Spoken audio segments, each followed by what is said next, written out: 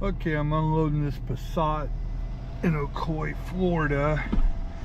Battery's about dead, so I had to jump it. And I think the key fob battery is dead, so I, had in another video how you gotta hold it up against the push button to get the sync where you can push the start button. So, ooh, my jump box was getting low too. I probably just had enough juice to get this fired up. So, forgot all about it, but right there was a SpaceX launch a few minutes ago. You can see the trail going up. I forgot all about it this morning. It's still going. You can see a little bit up there. The booster rocket should come off soon. Darn. Yeah, you can see it making its curve. You can still see the vapors coming off it. And up here, we got some hot air balloons. This is Clermont, Florida area. On certain days, sometimes they'll have 50 to 100 hot air balloons being launched up here. So, pretty neat. Alright, this is the first car I'm getting down here by Tampa. As you see, it's a mess. This guy, a little bit more. Okay.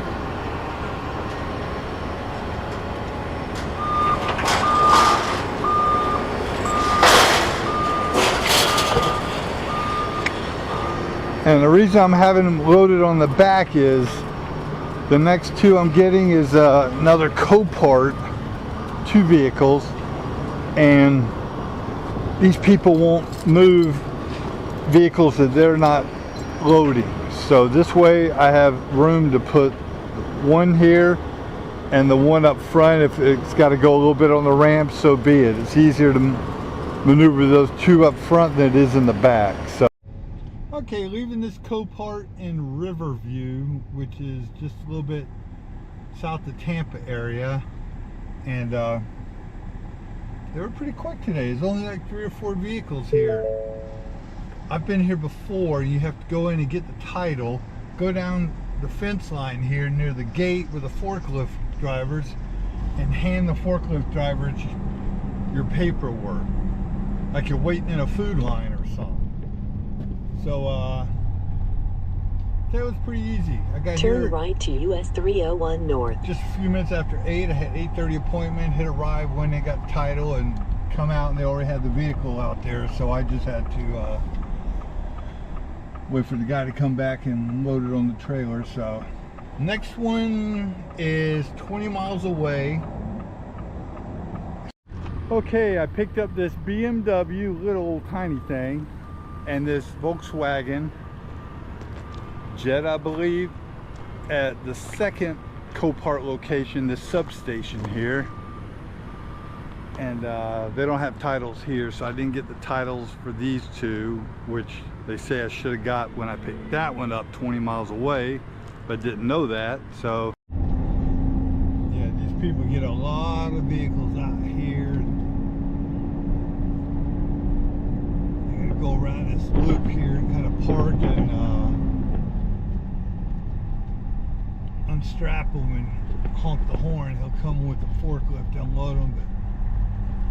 But yeah, it's kind of a junkyard out here. I've seen it underwater after heavy rainstorms. But yeah, once they strip everything they need, they stack them 2, 3 high. Oh, boy, that's rough. 2 or 3 high back there, and then they have a company comes out with a big crusher, and they crush those vehicles up and ship them off for scrap. So, all right, it is Thursday morning. Topping off here at Bucees, Daytona. Supposed to give me a little bite to eat. I am picking up 2 at the Manheim and Daytona here, probably about 3 or 4 miles away, and they're going to Panama City Beach over in the panhandle of Florida here. And and they open at 6, so I can get an early start. I think it's a 5-hour ride out to Panama City. It's paying pretty. Okay, the Daytona Manheim opened at 6. Went in there and got them both. I got a Tesla here and a Nissan Murano. They're both going to Panama City Beach in the Panhandle, 330 miles away from here. So, oh, I missed that crack on the back in the inspection. It was dark when I was doing the inspection, but a lot of scratches on that one. Tesla's not bad. So, I am on these back roads to Panama City Beach, and about to go over the Apalachicola River, and this is the Central Time Zone, so I just about to gain an hour, which helps, but I lose an hour coming back. Yes. Old scary bridge right here. Woo. Well, I made it to Panama City Beach. Just dropped off the two vehicles, the Tesla and the Nissan, here at this dealership. I've been here before, it's been a while, and I got one booked from Tallahassee down to Fort Lauderdale. Had another one booked from Tallahassee to Fort Pierce, which is on the way to Lauderdale, and I couldn't make the appointment. It kept saying wrong info, so I called them. Come to find out, that vehicle was picked up yesterday, so that's canceled. And called about another one from up Tallahassee to Orlando, and they don't want it picked up till tomorrow, even though the Central Dispatch says today or tomorrow pickup. So as of now, I'm not going down to Lauderdale with one vehicle, and I just hopped on my phone here at Central. There's 2 trucks going from Panama City here where I'm at down to Orlando, going to an auction down there. Alright, just got a little bit of gas here at Bucees. Yesterday was days ago. Vice President Harris kind of crappy because never got a call back. I had 2 trucks going from Panama City where I was at to Orlando, paying good, but I couldn't get a hold of customers to see if they were ready. Once again, I say, why do you post something on Central Dispatch if it's not ready to go? You know. Well, anyways, I'm going over here to Manheim and Daytona here, picking up 3 for a guy. I usually haul cars for every week. He's always buying something. So I got 3 picking up here and taking down to Orlando for him.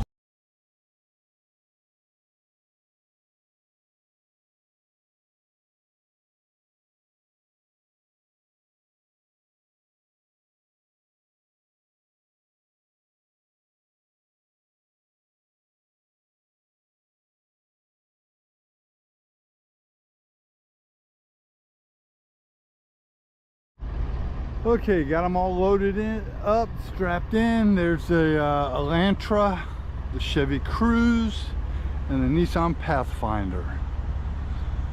Whew, I tell you, that's a lot of straps to strap in. It's hot too, already sweating. 7 in the morning. Okay, I went ahead and moved the Chevy Cruze there back a couple of inches. You know, I got plenty of room right there. It's not going to go nowhere, so I didn't want to scratch up them bumpers and everything on them cars.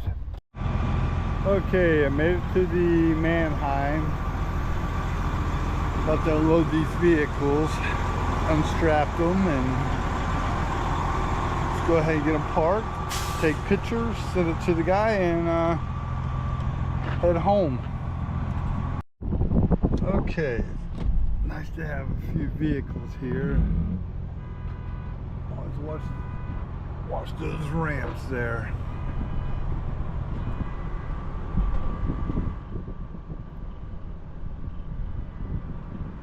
Alright. Okay, make sure those ramps lined up.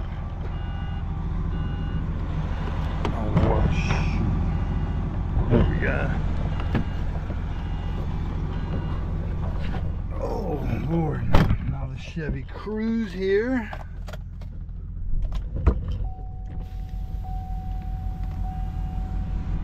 Turn that mirror down so I can keep an eye on the ramp. I know the passenger side's good, so oops. Where's the brake here? I didn't set no brake. Where's parking brake? Oh, right here. Dang it. Okay. Straight down. Always look at that mirror. Make sure them ramps, you don't want to slide off the side of them. Now the long walk up.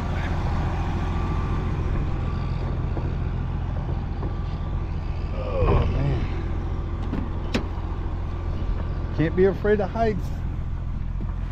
Do this. Okay. Alright,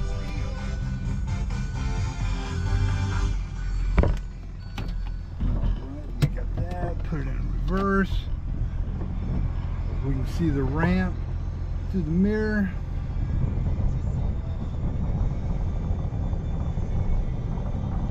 Get out of the way, car.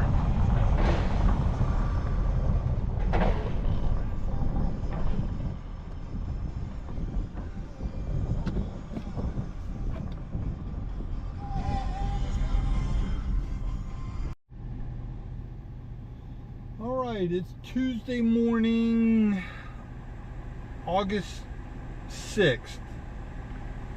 I'm at Bucees, filling up as always. I am heading to Tallahassee, pick up 3 vehicles, and bring 1 back to Jacksonville and 2 back to Orlando.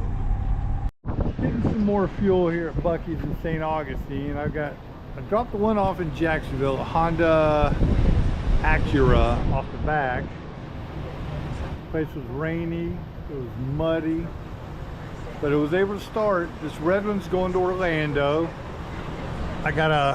Hopefully it'll run and drive off. If not, they're gonna have to forklift it. This one runs and drives, and that's going to a pocket. So I gotta go get the red one off, then head up to Coy, probably 15 miles north of Orlando, and drop that off and call it a day. So, well, I just dropped the second one off here in Orlando, and boy, you can't plan it no better. My next drop is in Apopka, and it's 4 miles away from where I dropped this second vehicle off. You cannot plan it any better than that. 4 miles apart between drops. Okay, I'm at the Manheim in Jacksonville picking up a Chevy Equinox for a regular guy. Hit a little traffic this morning. I wanted to get here a little bit after 6. It's 7 a.m. now, so I'm gonna pick this up, get on Central, see if I can find a couple more from Jacksonville here going down to Orlando. Okay, I got the Equinox loaded, strapped in, and I noticed this tire was flat, so I had to change it. My spare's pretty low there, but this was tired, as you see. It's a big old bolt came into my tire. I think this is one I just had changed, or no, another one is changed, but I'm gonna pull that bolt out later on and put a bunch of plugs in it, see if that holds up. But I got to get to a truck stop because normal air pump stations only go to maybe 70 pounds, and I think these are 90 pounds of pressure. So truck stop, I can get the full capacity that I need in it. But it took me about 20 minutes. I gotta, like I said before, I've got an air impact wrench here. Best thing ever. I mean, it whizzes bolts on and off like they're nothing. Instead of having to use a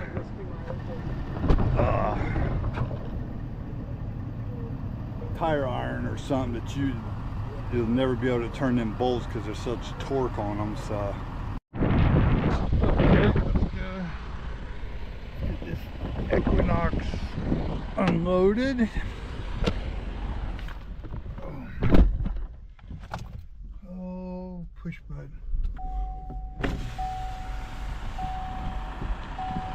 Okay, and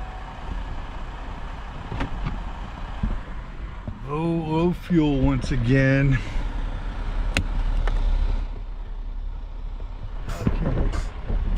Alright, keep my mirror, my tire right in the middle of that ramp. I already know the other side's good because I lined them up.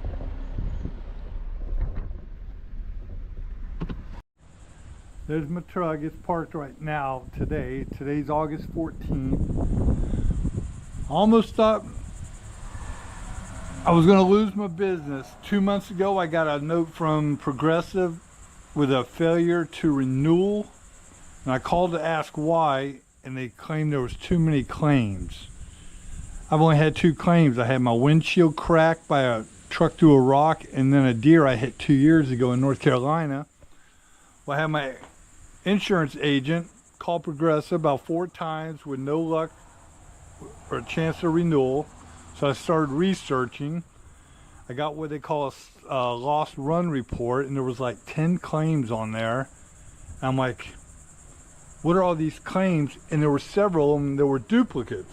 Like somebody tried like 4 times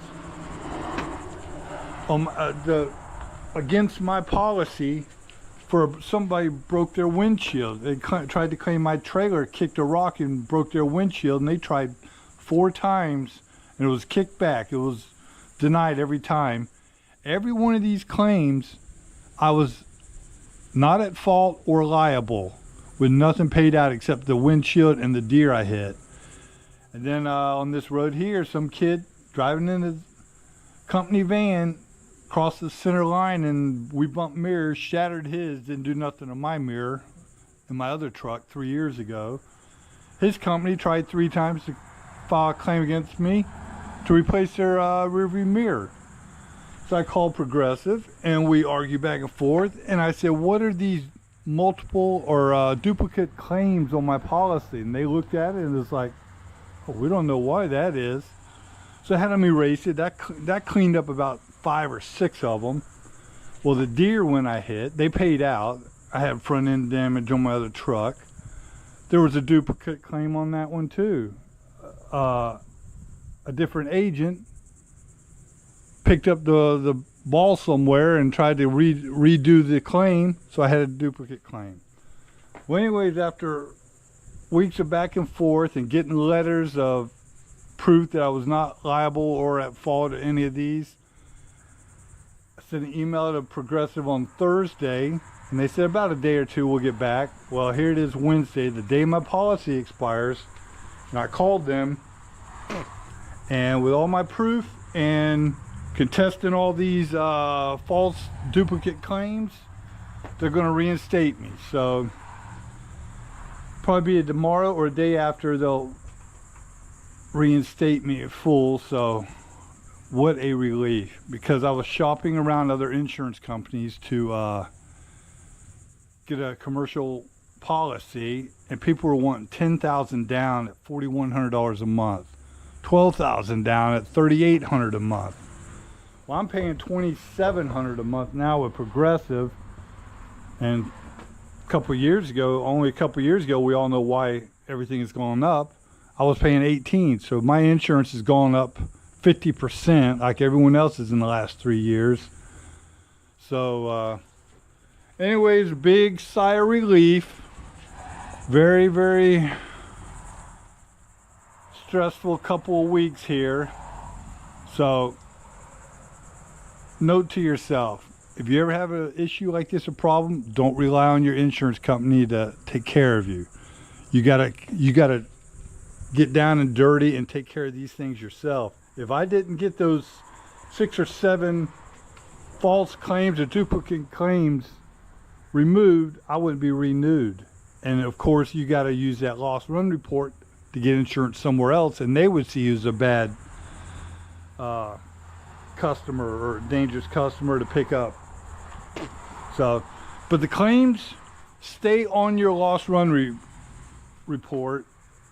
Shows no payout and close without payment, CWP they call it, and not liable, but they have to stay on your record because there were claims against you. So I have the mirror the windshield someone said I broke,